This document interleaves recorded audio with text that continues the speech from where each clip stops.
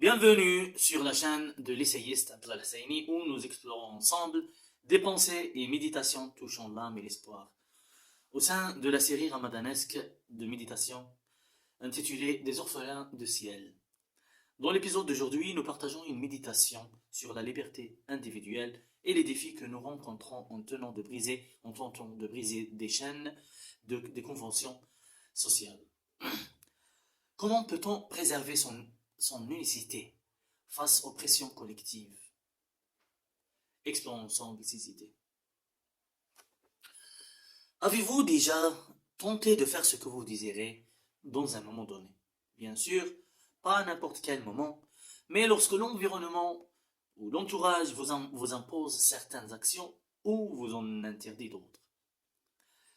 Un jour, j'ai essayé de lire un livre dans le bus et j'ai été gêné par les regards comme s'ils disaient « Ah, l'amateur de lecture », comme s'ils me jugeaient prétentieux. Avez-vous vu ces adolescents qui portent des radios ou des mégaphones et perturbent le silence des bus allant à la plage? Avez-vous vu leur tumulte et leur manière d'exhiber leur rébellion contre les normes sociales? Que se passe-t-il lorsque la plupart d'entre eux descendent et qu'il n'en reste qu'un ou deux? Ils se transforment en lapins dociles. Les individus ne peuvent résister à l'autorité du groupe que s'ils créent un groupe, même petit, qui tente d'imposer ses propres règles sur les membres de ces petits groupes. Je marche toujours observant ce qui se passe dans les rues et j'ai remarqué le courage des chiens. Lorsque le nombre d'adversaires est inférieur ou égal au nombre de leur meute. Parfois, des renforts arrivent et le nombre de la meute adverse devient supérieur. Le leader de la meute attaquante avale sa langue et change d'endroit. Le groupe prime sur l'individu, dont le lexique des animaux et des humains à l'esprit primitif. Donc, il lui délègue ses décisions, lui ordonnant de servir les intérêts des plus forts. L'homme moderne, supposé évoluer, est censé être indépendant dans ses besoins envers le groupe, sauf en ce qui concerne les pouvoirs délégués à l'État, qu'il ne peut exercer individuellement comme la sécurité, la force et les services. Il n'est donc pas obligé de payer pour sa protection par sa capacité de penser, sa manière de penser et sa liberté d'action, comme c'était le cas dans les temps anciens et comme le font les animaux aujourd'hui. Nous avons besoin aujourd'hui de modifier le contrat social qui nous lie au groupe. Il faut en effacer les clauses qui confèrent à la société la propriété des idées et des libertés individuelles. Lors de mes premiers voyages hors de ma ville, et spécialement lorsque j'ai foulé la capitale et Casablanca, ce qui m'a frappé n'était pas l'immensité de la ville et la hauteur de ses bâtiments. Ce n'était pas son bruit constant, sous forme de bourdonnement, ni la marche des gens comme des fourmis dans les marchés, se piétinant les uns les autres. Ce qui m'a particulièrement étonné à Casablanca, c'est que les gens ne remarquent pas ce que vous faites. Vous pouvez tomber tout en étant élégamment habillé, sans que personne ne rie. Vous pouvez marcher et revenir plusieurs fois dans le même couloir, sans que personne ne vous regarde avec étonnement ou ne demande votre destination prétendument aidée, tout en étant curieux et en violant la vie privée, comme c'était l'habitude dans ma petite ville.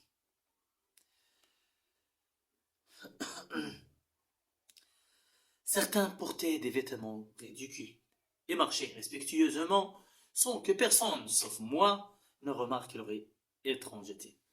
Certains dansaient dans la rue sans que les enfants se rassemblent autour d'eux ou que quelqu'un les traite de fous. Et moi, je marchais pourtant des charges de bagages et entrant dans les administrations avec sur mon dos comme un mendiant des fardeaux de biens que l'on ne s'attendrait pas à voir sur le dos d'un visiteur de l'administration. Pourtant, personne ne souciait de ma vie et de mon apparence personnelle.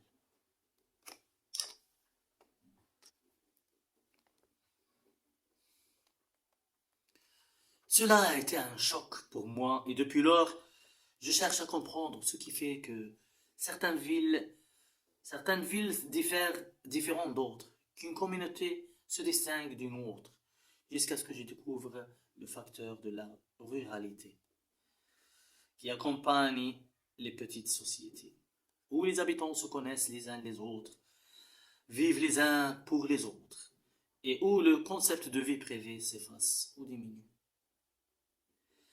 Lors de mes visites dans les campagnes, j'étais gêné par l'ampleur de l'interaction sociale. Malgré l'étendue de l'espace, les salutations et les civilités étaient obligatoires. Le passage d'un étranger devant une maison faisant que tous les enfants du quartier arrêtaient leur jeu pour me fixer de leur regard, sacrifiant ce qu'il y a de plus précieux dans leur vie, à savoir le jeu, pour découvrir les secrets. Parfois, ils t'informent même sur les occupants de la maison devant laquelle tu t'es arrêté, même si ton but était simplement de prendre un peu de repos ou d'ajuster les lacets de tes chaussures. Ils ne sont pas là. Que veux-tu, Abdelnabi? Vous ne croyez pas où j'ai trouvé une certaine liberté de l'autorité du groupe. Dans une communauté qui impose l'uniformité à ses membres. Et c'est la Zawiya. La Zawiya, spécialement pendant le rituel de la Hadra, me faisait sentir libre pour quelques instants de la moquerie des autres. Sauter au milieu d'un nom, d'un peuple qui saute sans que personne ne se moque de toi. C'est comme se libérer de la gravité pendant un instant de chute. Dans ma jeunesse, j'appréciais le rituel de la Hadra parce que des gens sérieux devenaient soudainement capables de sauter sans que personne ne s'en soucie. Cela me donnait la liberté de sauter moi aussi et de profiter de l'absence de l'autorité sociale habituelle. Je ne pouvais pas sauter dans la rue sans que tout le monde me considère comme fou, bien sûr, dans ma petite ville. Je ne nie pas que ce qui se passe, n'est pas une liberté à la Zawiya, car elle se produit sous la loi de la communauté de la Zawiya. Eh bien, qu'elle viole l'autorité de la société, elle ressemble à l'exemple du petit groupe dans le bus qui défie les conventions sociales pour un moment, mais ses membres se soumettent aux normes de leur propre groupe. Il est donc inconcevable de trouver un adolescent au milieu de tumulte de son groupe en train de lire tranquillement un livre. Cela irait à l'encontre des normes de son petit groupe et l'exposerait directement à la moquerie. Et il est temps d'élargir la liberté des individus à agir spontanément en contradiction avec les normes sociales, à penser en dehors de ces normes, à s'habiller de manière contraire à ces normes, sans toutefois nuire à la société, comme le phénomène du nudisme, la nudité totale que toute société, du moins actuellement, refuse d'accepter. Certaines de ces normes offrent sécurité et confort à l'individu et à la société, mais d'autres retardent le processus d'évolution et maintiennent la pierre de Sisyphe sur le dos du train de la conscience. Comme l'a dit le penseur Nachid il y a quelques mois, en quittant la patrie, on ne peut parler d'économie dans une société qui ferme ses cafés et ses restaurants pendant le Ramadan. J'espère que cette méditation vous a inspiré et a suscité en vous une réflexion sur votre liberté personnelle et comment coexister avec les normes sociales. C'est Abdallah Al-Husseini de la chaîne de l'essayiste Abdallah Al-Husseini et je vous remercie d'avoir participé à cette aventure intellectuelle. N'oubliez pas de vous abonner à la chaîne et d'activer les notifications pour plus de contenu enrichissant l'esprit et l'âme. À très bientôt.